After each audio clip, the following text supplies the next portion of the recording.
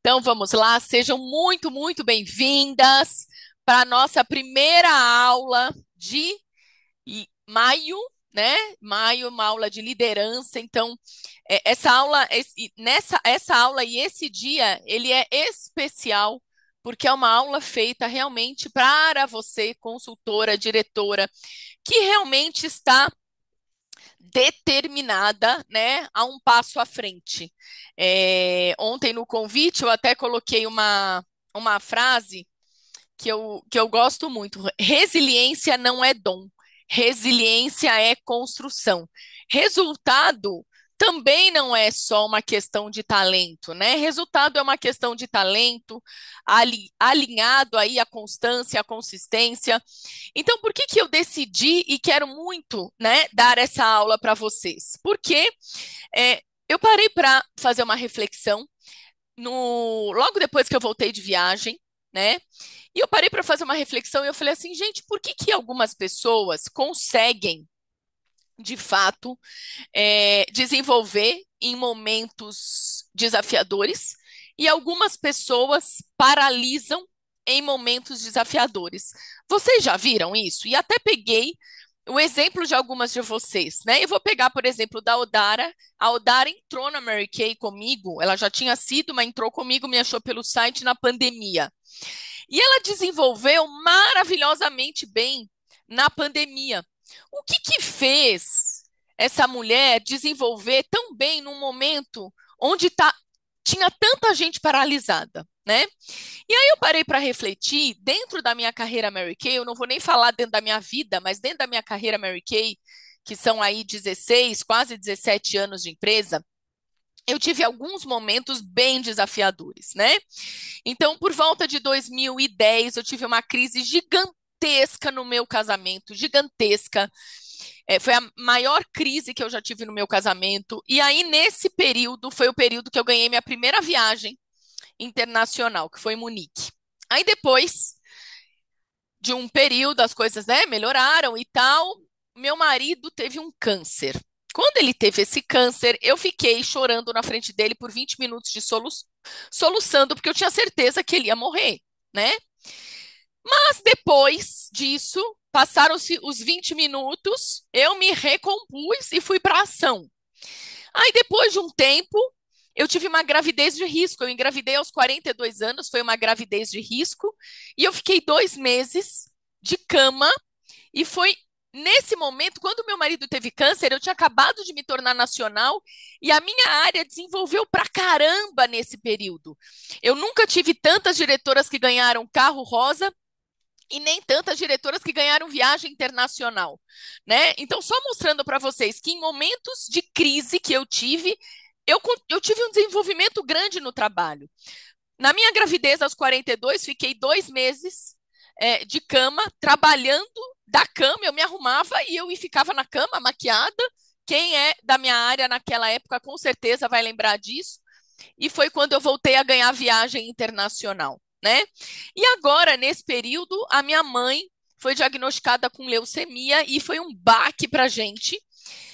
E eu, em abril, acabei de voltar de viagem, estava dentro do hospital e só estou ouvindo e só estou vendo gente com pouco início e gente reclamando que não estava vendendo e que o momento estava difícil. E eu de dentro do hospital eu falei assim, não, não é possível, gente. Deixa eu sentar e trabalhar. Porque eu tinha acabado de voltar da África, voltei da África, fui direto para o hospital. O que menos eu tinha feito no mês de abril era trabalhar. Eu sei que quando eu decidi sentar e trabalhar, de terça a sexta, eu fiz 2 inícios, eu finalizei o meu mês com 6 inícios pessoais, e eu vendi de terça a sexta R$ 3.000. E aquilo ali, naquele momento, quando eu parei para fazer os cálculos, eu falei, gente, eu estou trabalhando terça, quarta, quinta, sexta, de dentro de um hospital. Fiz 2 inícios, um qualificado e um ativo. Já tinha feito 2 antes de viajar. Finalizei um mês com 6, mas ainda não sabia que ia finalizar com 6. Em 3, 4 dias de trabalho pelo WhatsApp, eu vendi R$ 3.000. Onde é que está o problema? Né? Onde está o problema? O problema está nas pessoas, o problema está nos clientes, o problema está nas consultoras, aonde é o problema? E nesse momento eu parei para refletir. Eu falei, que coisa, né? O que será que me move mediante as dificuldades. O que me move? E aí não é só o que me move que eu vou falar aqui. Eu vou falar de mecanismo que movem muitas de vocês, mas que às vezes a gente não tem consciência, às vezes a gente não entende que a gente tem esses mecanismos ou que a gente pode fazer uso deles. Então a ideia aqui é mostrar para vocês é, mecanismos que você faz uso e às vezes nem se liga que faz uso, e é por isso que eu parei para estudar, porque eu queria saber quais são os mecanismos que eu uso. Ou ainda, quais são os mecanismos que você ainda não está fazendo uso e que você pode usar mediante a crises, tá? E agora, só fazendo um adendo, e assim, como é importante, às vezes, a gente ter contato com pessoas que têm dificuldades e que passam por desafios e que continuam e que seguem em frente, né? E eu poderia citar aqui N momentos da Isabela que eu vi ela fazendo isso. Mas um momento me marcou. A gente tinha um evento, e talvez muitas de vocês não saibam nem disso. Eu nem sei se eu estava em qualificação para nacional, eu era uma recém-nacional. E o filho dela, mais velho, estava com um problema seríssimo de saúde. E um dia antes ela falou, Tati, ele vai ter que fazer uma cirurgia. E ela não fala, né? Ela não fala de cara, né? Nada do que está acontecendo, eu já percebi. Ela só fala quando realmente o negócio já estourou e tá feio, e ela vai precisar se ausentar de alguma maneira e tal. E ela me falou, Tati, olha, vai ser uma cirurgia, vai ser amanhã, eu não vou conseguir estar no evento de manhã. Eu vou esperar ele sair do centro cirúrgico e depois eu vou. E eu falei para ela um dia antes, era um dia antes, 2 dias antes do evento. E eu falei: não, minha filha, fique tranquila, vá, fique tranquila, não precisa ir, eu vou tocar o evento, né? E aí tocamos o evento na parte da manhã, eu, as diretoras da área e tal, foi maravilhoso. E à tarde eu estava lá sentadinha e o evento rolando e ela chegou. E naquele momento eu olhei, eu falei assim: o que faz uma mãe, não é nem uma mulher, não é uma nacional, não é uma diretora. Eu falei, o que impulsiona uma mãe perante uma situação totalmente desafiadora, né? Sair de um centro cirúrgico e vir trabalhar. Então, eu trouxe aqui para vocês alguns exemplos para vocês verem que a gente não está falando, que eu não estou falando de desafios como uma gripe ou uma cólica menstrual, não são desafios assim, que esses desafios a gente tem muitos. Eu estou falando, são desafios que realmente às vezes pegam a gente de calça curta, né? Pegam a gente de surpresa e a gente fala, e agora? O que que eu faço? Para onde eu vou? Né? Então, eu já me vi assim, em alguns momentos eu tenho convicção, certeza absoluta que vocês já se viram assim em muitos momentos, que a Isabela já se viu assim em muitos momentos. Agora, quais são os mecanismos que a gente usa, tá? Então, primeira coisa que eu quero aqui, e eu quero discursar aqui com vocês, é, e falar para vocês, é o seguinte: eu pensei e trouxe aqui para vocês 8 mecanismos, tá? 8 pontos que vão manter uma pessoa em movimento perante as adversidades. Nada do que eu estou falando aqui são vozes da minha cabeça. Tudo foi o que eu fui estudar, o que eu fui buscar. Tudo aqui tem referência bibliográfica. Se vocês depois quiserem, eu até posso passar para vocês. Mas o que eu quero que a gente entenda é que esses são mecanismos que a gente faz uso ou pode fazer uso. O primeiro mecanismo que mantém uma pessoa em movimento perante a adversidade, sentido de propósito. Ter um propósito claro. Ter um propósito claro vai ativar áreas do cérebro ligadas à motivação, né? Essas áreas, elas estão ali no córtex pré-frontal, então essa motivação, ela vai ser impulsionada, ela vai se acender, ela vai buscar ter conexão quando a gente tem um propósito, quando a gente se mantém conectada ao porquê que a gente faz aquilo. Isso é tão forte, gente, no nosso negócio, né? O nosso propósito, de uma forma geral, é transformar vidas, é ou não é? Esse é o propósito. A gente transforma vidas por uma sessão de beleza com os nossos produtos. Minha diretora Eliana trouxe essa semana, inclusive, cutuca ela lá, Karina, que devia estar aqui. Ela trouxe para a gente essa semana um exemplo de uma cliente da igreja dela, que ela perdeu um bebê, né? Um bebê nasceu num dia, faleceu no outro dia, e ela teve uma acne, gente, horrorosa, emocional, e a Eliana deu de presente o kit da Mary Kay. O kit Mary Kay, aquele para pele oleosa, né? E aí ela mostrou pra gente, pouco tempo de uso, a pele da moça já melhorou absurdamente. E a mulher feliz, dando o relato dela, como a pele dela estava diferente. Então você percebe que a gente transforma vidas, a gente transforma emoção, a gente transforma momentos com os nossos produtos, com a nossa sessão, mas a gente também transforma com essa incrível oportunidade de negócio que nós temos. Então, se a gente está conectada a esse porquê, é muito mais do que a gente olhar para o nosso próprio umbigo, a gente vai olhar para o outro, a gente vai buscar, né? Fazer também pelo outro. E isso, quando a gente está conectada com o nosso propósito, isto fortalece e nos deixa mais resilientes, tá? Então, olha que coisa forte. Então, buscar ter um propósito. Se o teu propósito hoje não está claro, se o teu propósito hoje está nebuloso, busca isso. Busca isso. E como é que a gente vai buscar isso? É fora? Não, a gente vai buscar isso aqui dentro, né? Porque o propósito, gente, acreditem, o propósito ele tem que ser e ele tem que ir muito além do dinheiro. Se o propósito de alguém é o dinheiro, se o propósito de alguém é simplesmente pagar conta, esse propósito está fraco, fraco demais. E muitas vezes, quando eu paro para pensar em mim, eu quero que você pare nesse minuto e pense também em você. Qual é o teu propósito, além de transformar vidas, né? Então, o meu propósito, muito, é dar exemplo aqui dentro da minha casa. Porque você imagina se eu esmoreço, eu tenho duas meninas. Eu tenho uma mulher já adulta e tenho uma que está em formação. Agora, você imagina se, perante aos desafios, eu esmorecer. Que tipo de adulto, que tipo de ser humano eu estou ajudando elas a formar? Um ser humano que, perante as adversidades, vai toda hora esmorecer, vai toda hora parar, vai toda hora retroceder? Não, né? Então o que que nós queremos? Se a gente for pensar conscientemente, a gente quer o quê?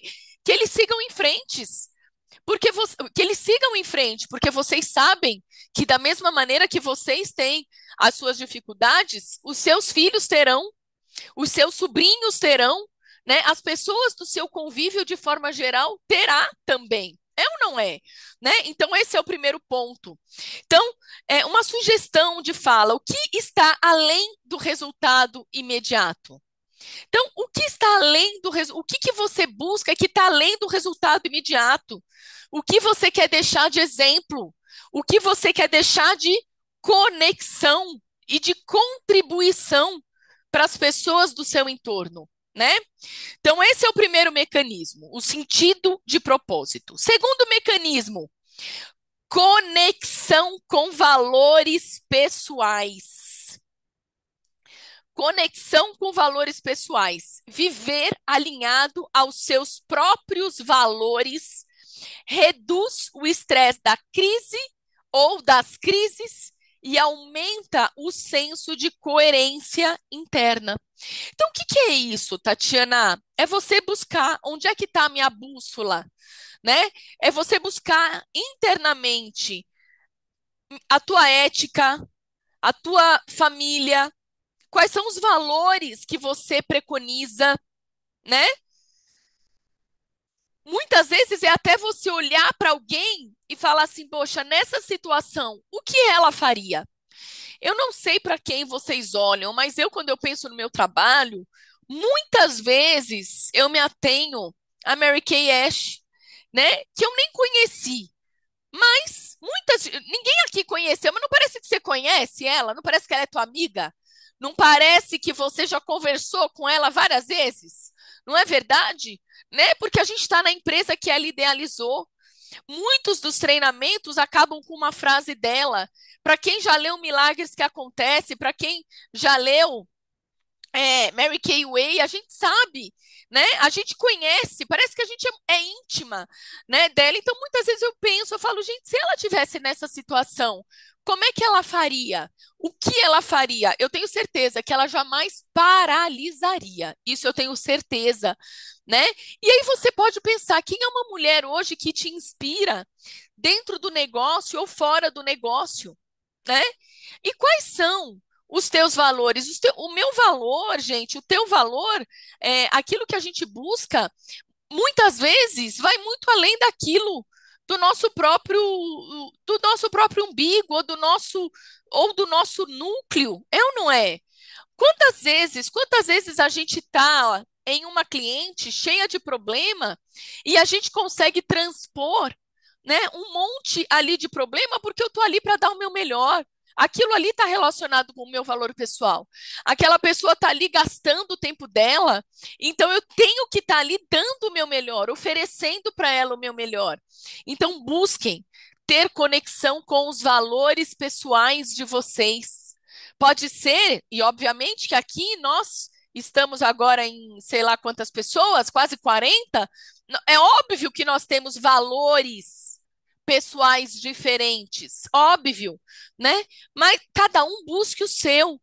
E quando você tiver em momento desafiador, é realmente buscar conexão com isso.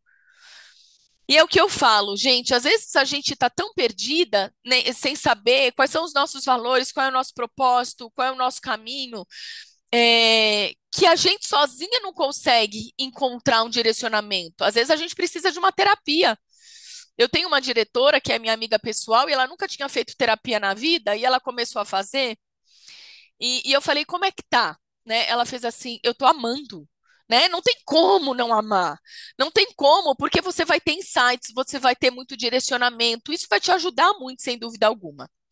Bom, terceiro ponto, terceiro mecanismo que faz você seguir em frente perante a desafios. Flexibilidade cognitiva. O que é flexibilidade cognitiva? É você ter um cérebro flexível que busca novas soluções e que ressignifica experiências negativas. Quem aqui estava na Mary Kay na pandemia? Quem sobreviveu e continua na empresa pós-pandemia fez isso com esmero, fez isso com muita sabedoria. Então, olha só, você fez isso, pode ser que você fez isso, né? E você nem sabia que fez isso. Isso é flexibilidade cognitiva, né? Isso aí, gente, tem a ver com o cérebro? Óbvio que tem a ver com o cérebro, porque o teu cérebro, ele é plástico, ele é dinâmico, o cérebro tem neuroplasticidade. Então, você, perante um desafio, o teu cérebro vai buscar novas conexões, novas ideias, né? Vai buscar mudar mentalidades, e isso só é possível porque esse cérebro tem essa flexibilidade, tem essa neuroplasticidade. Gente, essa é uma habilidade essencial em tempos de crise. Quando é que uma pessoa paralisa? Quando ela consegue só enxergar o problema. Ela só enxerga o problema. Meu Deus do céu, o país está em crise, o dinheiro foi roubado dos velhinhos aposentados, e é por isso que agora as minhas vendas estão detonadas. Gente, pelo amor de Deus, né? Março foi o mês que eu mais tive valor, ticket médio alto em evento e empresa. Eu saí de um ticket médio em empresas de R$ 150 e fui para um ticket médio de 230. Foi esse ano, foi março. E agora vocês vão bater recordes fazendo eventos. Eu tenho convicção de que vocês vão bater recordes. Agora eu tenho que pensar estrategicamente. Quais são os produtos que eu vou mostrar? Quais são os combos que eu vou desenvolver? Né? Qual é o tipo de fechamento que eu vou fazer? Qual é a ficha de fechamento que eu vou utilizar? Isso tudo é estratégia. Agora, se eu vou sempre do mesmo jeito, igual Gabriela, não funciona. Nasci assim, cresci assim, não existe mais. Isso é para os perdedores. Isso é para as pessoas que não conseguem pensar e nós somos seres pensantes. Então a gente precisa parar e pensar estrategicamente, né? Eu tenho um evento que eu fechei no hospital e eu não vou poder ir, mas vão consultoras da minha unidade e hoje eu fiz o grupo ontem, coloquei lá, estou esperando algumas informações, mas eu vi que elas não conseguiram estipular ainda uma estratégia de trabalho, mesmo eu já tendo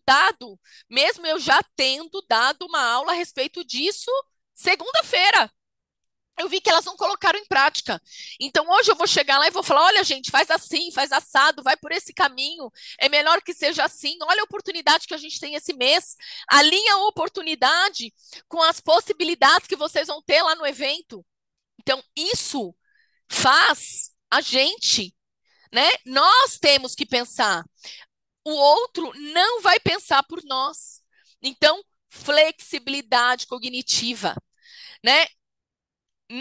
Não tá dando certo de um jeito, eu não tô iniciando por esse caminho, então eu tenho que ir para o outro. Agora, se eu seguir do mesmo jeito, não vai dar certo. A Karina, na minha área, foi a diretora, não que mais iniciou, mas a que mais fez as consultoras dela iniciarem. Então, o que que ela tem que fazer esse mês? Ela tem que, de fato, continuar trabalhando o que ela trabalhou.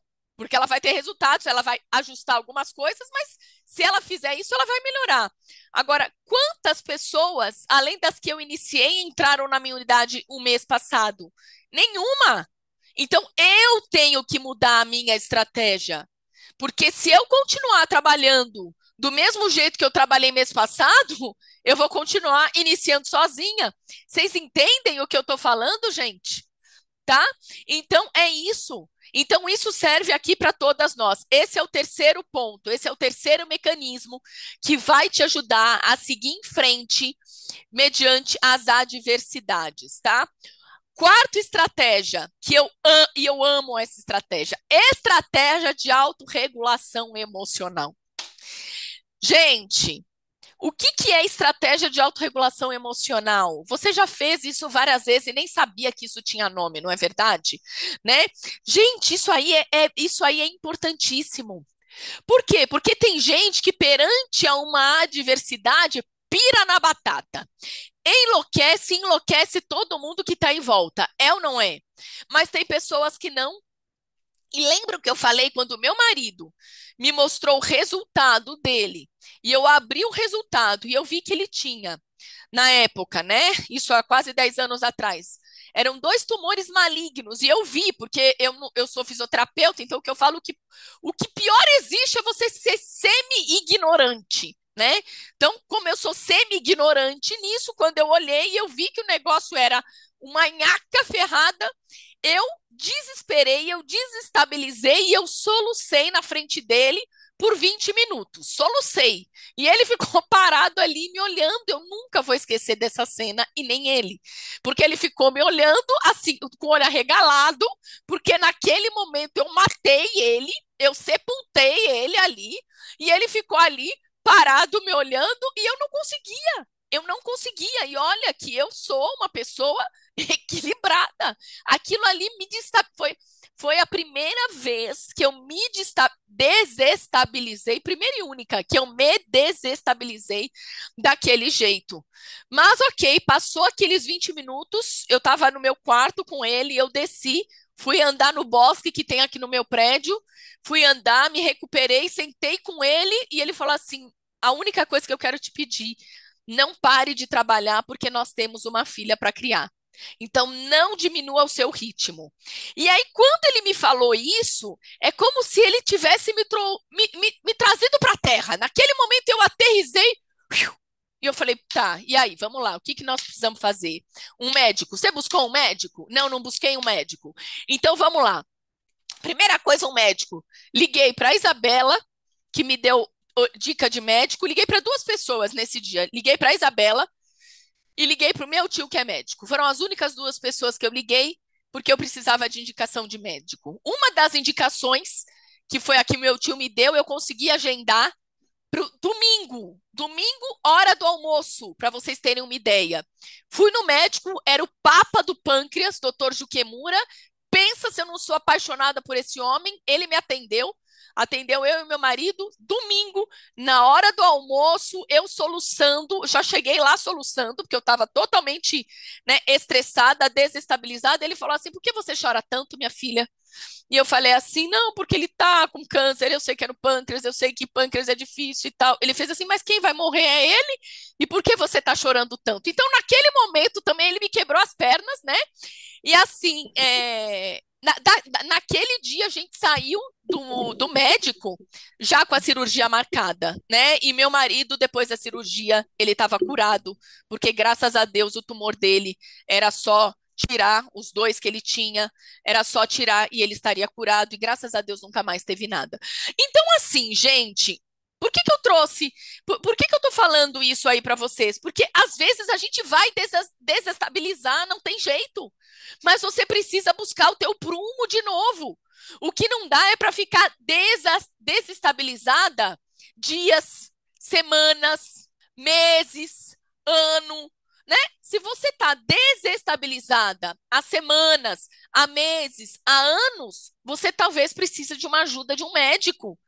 Isso aí não tem problema. Precisa de ajuda de um médico, preciso ir num psiquiatra.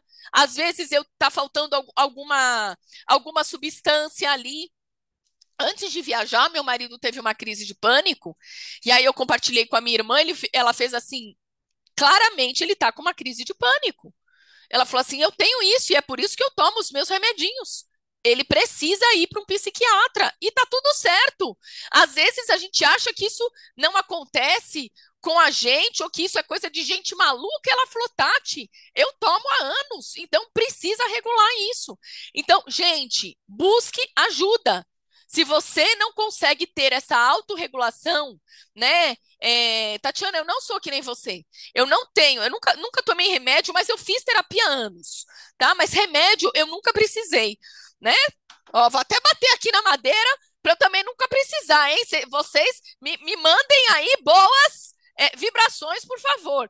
E aí, mas pode ser que a gente precise, pode ser que você esteja precisando, né? E aí, às vezes, é um remédio, é uma terapia que vai ajudar a ter essa autorregulação, tá?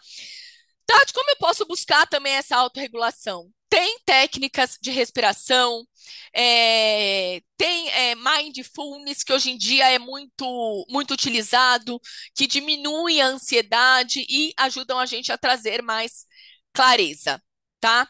Gente, você pode chorar? Pode chorar. Você pode bater no travesseiro? Você pode bater no travesseiro. O que a gente não pode é deixar que o medo impere. O que a gente não pode é deixar que o medo, que a insegurança tome conta da nossa cabeça, tá? Então, vou compartilhar aqui com vocês. Um dia antes da gente ir para a África, o meu marido falou assim: eu não vou embarcar, amanhã eu não vou viajar. E eu fiquei olhando para ele assim, ele disse assim: eu não consigo me imaginar entrando. Ele estava totalmente em pânico. E aí ele fez uma sessão de terapia. E quando acabou a sessão de terapia, eu tinha certeza que ele ia falar assim: beleza, Tati, eu tô pronto para ir. Eu tava tomando banho e ele fez assim. Ele me aconselhou a não ir, porque ele falou que eu posso ter alguma coisa lá dentro do avião. Eu falei: então, primeira coisa, você vai ligar para esse terapeuta e vai falar que ele é um, né? Vocês imaginam o que ele falou? Que ele é uma porcaria, que ele é um profissional péssimo. E segundo, você é um homem de 60 anos. Você está deixando, né, a sua mente imperar sobre você. Eu não posso. Se você fosse um homem fraco, se você fosse um menino imaturo, eu talvez entenderia isso. Agora, um homem maduro, como você, que já passou por tanta coisa, que conhece tantos mecanismos, como é que você está deixando a sua mente vencer? Uma vez que você deixa a sua mente vencer, você está assinando o atestado que ela vai vencer várias vezes. E aí pode ser que realmente amanhã você não entre no avião, mas pode ser também que nunca mais você entre dentro de um avião. Aí ele começou né? Porque o meu marido tem uma mente maravilhosa. E eu falei assim: ô Luiz, lembra quando a viagem do Alasca não deu certo e você deu graças a Deus, achando que alguma coisa ia acontecer? Eu estou esperando até hoje a nevasca acontecer e os aviões caírem. A nevasca não aconteceu, ninguém morreu lá, os aviões não caíram, e é isso que vai acontecer. Eu vou para a África, eu vou voltar da África, nada vai acontecer, e você tem que entender que essa não é uma questão, porque aí ele começou a falar, né, de questões espirituais. Eu falei, essa não é uma questão espiritual, isso é uma questão mental. E você tá deixando a sua mente vencer. Mas, gente, mas eu dei, parece que você incorpora, né? Freud, mas eu dei foi uma lambança que eu dei nele, e eu ali eu tava cozinhando ali, mas parei, dei uma lambança nele, aí ele foi, voltou e fez assim, você tá certa, eu vou arrumar minha mala. Então, gente, a gente precisa às vezes disso. Pode ser que você tenha uma pessoa aí como ele teve a mim, que trouxe ele para a realidade. Mas pode ser que você não tenha ninguém que te traga para a realidade.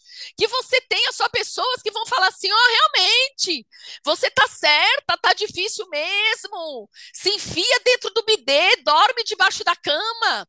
Você percebe? Não deixa isso acontecer com você, né? Saia disso. Saia disso. Agora, Tatiana, eu não saio sozinha, eu não consigo. Ele não ia sair sozinho. Eu precisei ajudar. Eu precisei ajudar e agora ele precisa buscar um psiquiatra, né? Porque vai que também ele tenha de novo e naquele momento eu vou estar maluca também, eu não vou conseguir. Também vou estar desequilibrada, não vou conseguir ajudar, tá? Então a gente precisa buscar isso, tá, gente? Sentir nunca vai ser um problema, tá? Sentir não é problema. Importante é continuar, escreve isso, né? Sentir você vai sentir. E uma coisa que eu aprendi num curso que a Mary Kay, Mônica, você precisa tirar teu áudio, tá? Eu tô tirando o teu áudio de propósito, senão você me atrapalha aqui, Mônica Kowalski. Ô, gente, sentir não é problema. Importante é continuar. Então, assim, eu aprendi num curso que a Mary Kay deu para as nacionais que não tem como a gente controlar a emoção vai vir. A emoção vai vir. Agora, o que importa é o que eu faço com aquela emoção. É como eu ajo perante aquela emoção, tá? Quinto mecanismo que faz a gente continuar perante as adversidades: rede de apoio social. Nós somos seres sociáveis. Então a gente não está sozinha. E isso é importante vocês terem claro, principalmente quando a gente fala que nós somos independentes, né? E às vezes a Mary Kay faz questão, a Mary Kay enquanto empresa, faz questão de frisar, diretora nacional de vendas independente, Mary Kay, consultora de beleza. Por quê? Isso é tudo por uma questão jurídica, né? A gente não tem vínculo empregatício com a empresa. Agora, eu desconheço poucas empresas que têm a rede de apoio que nós temos. Poucas empresas, né? Então, assim, mediante a períodos desafiadores de trabalho, profissionais, vocês têm toda uma rede de apoio. Agora, eu preciso saber aonde buscar essa rede de apoio. Eu nunca vou buscar essa rede de apoio com pessoas que têm mais dificuldades do que eu naquilo que eu estou tendo dificuldade. Eu preciso e vou buscar essa rede de apoio com pessoas que estão um patamar à frente de mim. Então, olha lá, Karina fez esse trabalho com a unidade dela. O que que eu quero saber da Karina? O que que ela fez? Karina, como é que foi? O que que você fez? Quais foram os mecanismos que você usou? Ai, legal, vou colocar isso em prática. Por quê? Né? Vou fazer os ajustes que eu preciso fazer para mim, porque tem que fazer sentido para mim, tem que fazer sentido para o meu time. Vou fazer os ajustes necessários para mim, vou colocar em prática e vou seguir adiante. E vou seguir adiante. Então, quem é a rede de apoio que você tem? Todo mundo tem, gente. Nós não somos sozinhos. Nós não somos e não estamos sozinhas. Lembra que eu falei? Quando eu tive a notícia do meu marido, duas pessoas eu liguei, porque eram pessoas que podiam me ajudar. Eu queria indicação de médico. Isabela e meu tio, que é médico. Foram as únicas duas pessoas. Por que você não ligou para sua irmã? A minha irmã foi saber depois de 10 dias. O meu cunhado foi saber depois de uma semana. Por quê? Porque eu não adiantava eu encher as pessoas com os meus problemas, né? Sendo que elas não podiam me ajudar. Naquele momento, elas não podiam. A ajuda que eu precisava era de um médico. Então, eu busquei os médicos, Quando eu tinha tudo, quando estava tudo definido, aí sim, vamos contar para a família o que nós estamos vivendo. Vamos, compartilhamos, e o meu marido não compartilhou com ninguém do trabalho dele, só compartilhou na semana que ele ia trabalhar. E sabe por que que ele não compartilhou? Porque ele falou lá, olha a mentalidade, ninguém vai poder fazer nada por mim. Eles não podem fazer nada por mim. E depois que ele contou, ainda bem que foi na semana, uma semana, dias antes dele sair, ele falou assim: ainda bem que eu demorei para contar, porque tá todo mundo me olhando com cara como se eu fosse morrer amanhã, né? Por quê? Porque é isso. Então, você vai compartilhar com quem o teu problema? Com quem pode, de fato, fazer algo por você. Agora, não fica jogando também em aca em todo mundo, né? E nem busca ajuda em quem, de fato, não pode fazer nada por você. O apoio social, ele libera ocitocina, ele reduz o impacto quando você divide, né?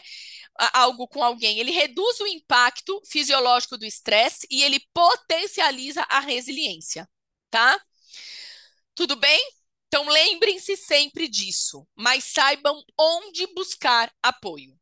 Sexto mecanismo que faz a gente continuar mesmo perante as adversidades: autonomia e autoconfiança, tá?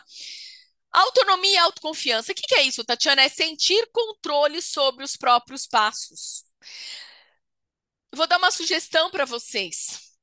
Quando você tem um problema, coloca no papel. Assim, isso eu aprendi fazendo um curso durante a pandemia. É, estou tenho um problema. O que eu faço com isso? Coloca esse problema no papel. Aí você vai colocar sobre esse problema, quais são os pontos que você tem controle? Você faz uma coluna. Pontos que eu tenho controle sobre este problema. E pontos que você não tem controle.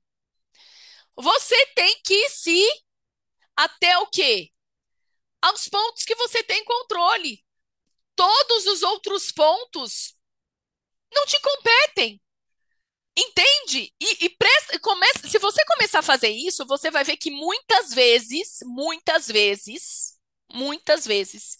a gente fica preocupada e ansiosa por pontos que nós não temos o controle. E aí, por isso que a gente não tem resultado. Porque a gente não tem o que fazer com pontos que a gente não tem controle. Quando a gente traz para o trabalho, quais são os pontos que a gente tem controle? Quais são os pontos que a gente tem controle? O teu trabalho pessoal, os eventos que você vai agendar, as sessões que você vai fazer, os as vendas pessoais, é controle pessoal. Se não está vendendo aqui porque essas clientes não estão comprando, o controle pessoal que eu tenho é ir para esse outro grupo que está comprando. É buscar esse outro ponto, esse outro grupo. Se eu estou falando de início aqui com esse grupo, eu não estou tendo resultado, eu vou fazer o ajuste que eu tenho que fazer e eu vou falar com esse outro grupo aqui para eu ter resultado. Vocês entenderam isso? Tá? Então, isso é importante dentro do nosso negócio, tá? Então, e dentro da vida. Vou dar um outro exemplo, corriqueiro agora, coisas que aconteceram. Doença da minha mãe. O que eu tinha o controle? Tinha controle, fazer oração, dar suporte a ela, agendar médico, resolver as coisas burocráticas da casa dela. Então eu me ative ao quê? A isso. Eu ocupei a minha cabeça fazendo o quê? Isso. Então, fazia as orações, dava suporte emocional àquele que eu podia para ela, dava suporte das coisas práticas do dia a dia, mercado, junto eu e minha irmã, né? Mercado, agendar médico, resolver coisa de convênio, essas coisas práticas, né? Que eu tinha controle. Agora, se a célula dela estava respondendo ou não, se a doença estava avançando ou não, eu não tenho controle sobre isso. Isso não compete a mim. Isso compete a Deus e ao organismo dela, não compete a mim. Se o tratamento medicamento, até tratamento médico, hoje em dia a gente joga na inteligência artificial para ver se está certo ou não. Não sei se já fizeram isso, né? Mas a inteligência artificial, ela faz isso. Se você sabe fazer um bom prompt ali, trabalhar com ela, ela te fala até se o tratamento está ok ou se não está. Então você percebe, mas eu vou me preocupar com o quê? Com aquilo que eu tenho controle. Então pensa você no seu trabalho. Qual é o seu problema nesse momento? Vendas. O que que você tem controle sobre a venda? O que que você não tem controle? Início. O que que você tem controle? O que que você não tem controle? Eu tenho controle sobre o meu trabalho pessoal. Eu não tenho controle sobre o trabalho da Karina. Eu não tenho controle sobre o trabalho da Odara. Eu tenho controle sobre o suporte que eu dou para elas, as ideias, né? As atividades, os treinamentos. Isso eu tenho controle. Agora, se está usando ou não, se está fazendo ou não, isso eu não tenho controle. Isso eu tenho controle apenas sobre o meu. Entenderam isso? Tá? Tudo bem, então, em relação a isso? Então, se você fizer esse exercício da coluna, isso aí é libertador. E aí começa a prestar atenção no teu dia a dia, como geralmente você se preocupa com coisas que você não tem controle. E aí o que que acontece? Você está gastando energia e foco em algo que você não pode fazer absolutamente nada. Energia e foco são limitados. Se você gasta o teu foco e a tua energia em coisas que você não tem controle, não te sobra foco nem energia para fazer o que você tem controle. E é por isso que às vezes você não sai do lugar. É por isso que você não tem resultado. Então presta atenção nisso. Tudo bem? Tá? Quando você começa a realmente focar naquilo que você tem controle, você vai ativar circuitos que trazem recompensa para a gente, para o nosso cérebro, e que te dão prazer, que te dão conforto, que são circuitos onde circulam a dopamina, tá? Então, gente, é essencial que haja ação, mesmo quando a gente tem medo e mesmo quando a gente se sente insegura. Sétimo ponto, sétimo mecanismo que faz a gente agir, mesmo quando a gente está em períodos, em momentos difíceis. Metas de curto e médio prazo. O que você quer para esse mês? Lembra lá? Quando eu comecei a ver, ninguém está iniciando, ninguém está vendendo, e eu de dentro de um hospital, falei, que é isso? Deixa eu ver se isso é verdade, deixa eu ver. Ou se é mais uma balela que eu escuto de pessoas que estão focadas no problema, de pessoas que estão trabalhando do mesmo jeito ou com um grupo vicioso. Deixa eu ver. Sentei meu bumbum e fui fazer. Isso, além de me trazer um conforto, que eu penso assim, meu Deus, é dopamina agindo. Agora você já sabe. Esse conforto gostoso é dopamina que tomou conta ali do teu corpo e você fala, gente, que delícia! Que maravilhoso, eu sei fazer isso. Dá resultado. É só sentar e fazer, é só ajustar, é só buscar outro grupo de pessoas. Então, assim, meta de curto prazo. O que você quer para essa semana? Hoje é quarta. O que você quer de quarta, dessa quarta-feira até quarta que vem? O que você quer para essa semana? Então, vai lá. O teu trabalho no seu dia a dia, ele tem que estar voltado para essa meta que você quer atingir. O que você faz no seu dia a dia tem que estar voltado para isso que você quer atingir. Lembra? Né? E essas ações são ações que você tem controle. Então, o que que você tem que fazer? Ir e fazer, tá? Tudo bem? Então, cumpra pequenas metas. Isso vai ajudar com que você alcance e tenha resultado. Então, o que que eu propus para hoje? Né? Quanto eu preciso vender hoje? Então, vou ali sentar o meu bumbum, vou falar com as minhas clientes, ou vou fazer a minha ação maravilhosa, a minha sessão maravilhosa, vou ajustar o meu fechamento, vou ajustar os kits aí que eu estou mostrando e etc e tal, e vou fazer aquilo que eu tenho que fazer. Ou, se é em relação a início, eu vou mudar aqui o grupo, eu vou mudar o meu diálogo, eu vou, em vez de só jogar uma coisa pronta para todo mundo, eu vou falar de fato com uma a uma, é personalizado. Mês passado eu iniciei a Alvani, que é uma pessoa que eu falo com ela, acho que há, sei lá, um ano. Ela entrou com 40%, Alvani. E nem esqueci até que ia a Itbag, chegou a Itbag, ela falou, Tati, veio uma bolsa, é presente? Achou a Itbag a coisa mais maravilhosa do planeta, e até esqueci que ia. Vocês entenderam isso, gente? Então vamos lá, metas de curto e médio prazo. Quando eu falo curto, é o que você quer hoje, o que você quer para amanhã, tá? E trabalha tenha ações voltadas para isso que você quer. Porque se eu falar aqui, tá? O que eu quero hoje vai, sei lá, vender R$ 500.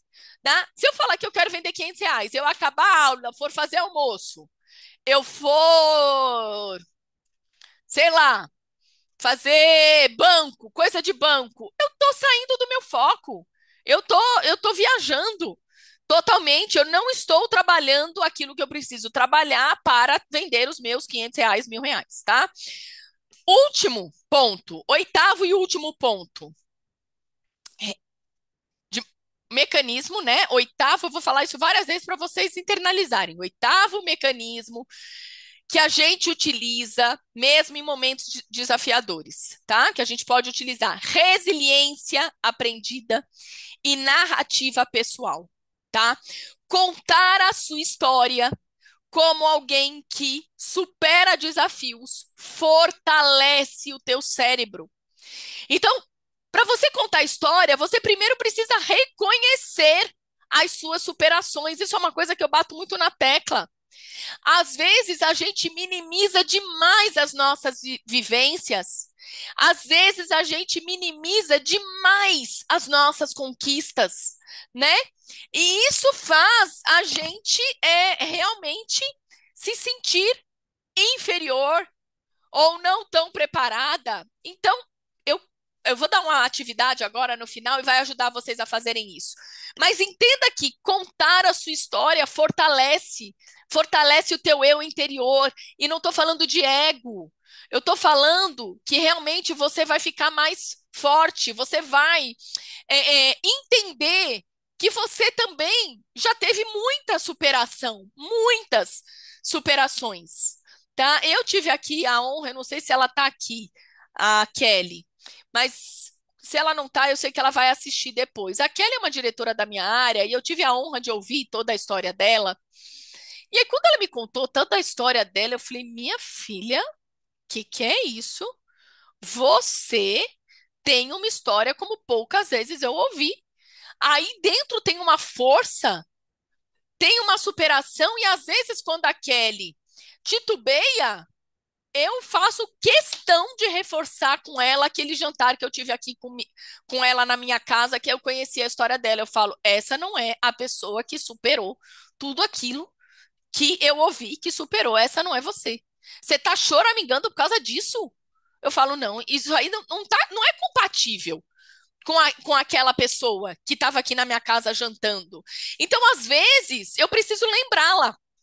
Entende que quando você faz isso, quando você reforça mentalmente e compartilha com os outros momentos de superação, isso ajuda você a ficar mais forte, você ficar mais resiliente e você ativar memórias. Eu não lembrava, gente, que eu tinha ficado 2 meses na cama grávida da Bruna, eu não lembrava, não era uma coisa viva. Quando eu parei para fazer essa aula, que eu falei, deixa eu pegar na minha linha Mary Kay, quais foram os pontos que mais foram desafiadores, né?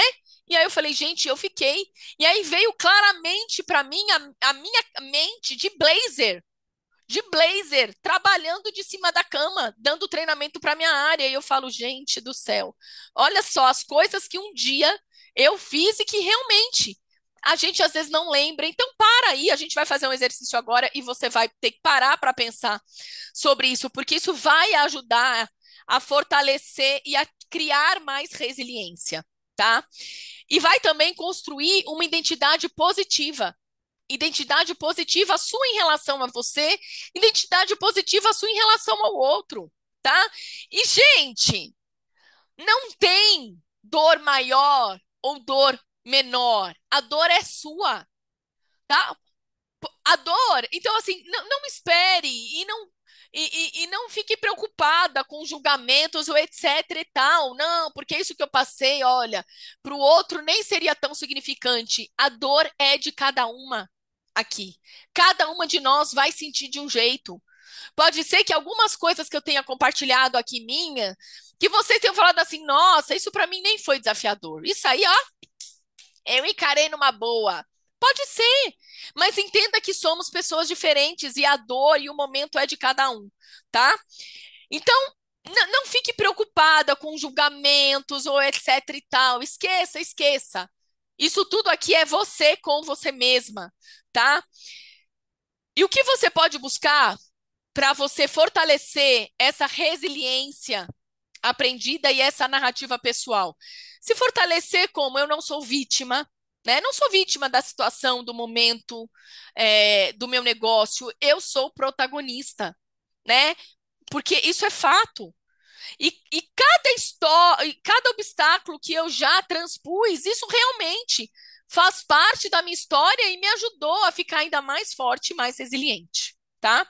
Então, esses são os 8 pontos, os 8 mecanismos que a gente utiliza, os 8 mecanismos mais utilizados por nós, seres humanos, para que nós tenhamos sempre ação mesmo mediante as adversidades. E aí eu quero propor uma dinâmica para vocês, tá?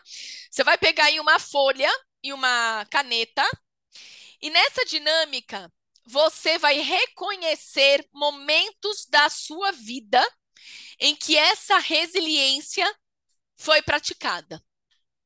Então você vai fazer uma linha, como se fosse uma linha do tempo, e aí você vai pensar, estabelece 3, 4 coisas desafiadoras que você já passou ao longo dos seus 20, 30, 40, 50, 60 anos, não sei quantos anos vocês têm aqui, ao longo desses anos, tá? E aí você vai colocar como uma linha, coloca uma linha mesmo, coloca ali o ano, né? Ou o momento, se você não lembra o ano, o momento, e tenta pensar quais foram quais foram as estratégias, dessas estratégias aqui que a gente colocou, dessas 8 estratégias, desses 8 mecanismos, quais que você utilizou. Isso vai ajudar você a entender um pouco melhor como é que você funciona e quais são as estratégias, vai te trazer clareza, vai trazer isso para a tua consciência. E aí, quando você tiver em momentos desafiadores, que pode ser inclusive que você esteja em um agora, isso vai ajudar você a se fortalecer. E talvez eu tenha trazido mecanismos aqui que você não tenha nem pensado neles, mas estão aí dentro e você tem como utilizá-los. Poxa, Tatiana, você falou disso? Isso é uma coisa que eu nunca usei como um mecanismo para me superar ou para continuar a agir. Então tá na hora de você agir. Nessa dinâmica, eu quero que você pense assim, ó. Quais foram esses momentos, né? O que você sentiu nesses momentos? Você viu que eu trouxe aqui para vocês, né? Qual foi a minha sensação, né? A sensação de impotência, de tristeza profunda. Então, o que você sentiu? Quem foi que te ajudou naquele momento? Como a pessoa te ajudou? E qual foi o teu principal aprendizado com aquela situação? Durante a doença da minha mãe e nas orações que eu faço, eu tenho pedido muito para Deus, eu tenho pedido muito assim, Deus, me mostra o que eu tenho que aprender com isso.